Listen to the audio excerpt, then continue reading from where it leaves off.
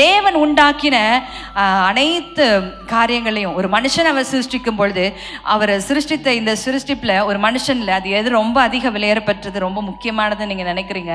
மூளை. ரொம்ப முக்கியமானது மூளை. ஏன் அதில் என்ன இருக்கு? 40 வருஷத்துக்கு முன்னாடி உள்ள கதை உள்ள இருந்தா வருது. ஹல்லேலூயா.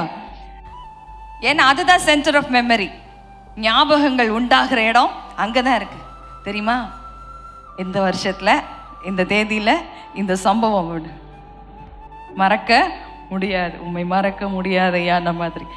ஆகவே அந்த மூளையில என்ன செய்யணுமா?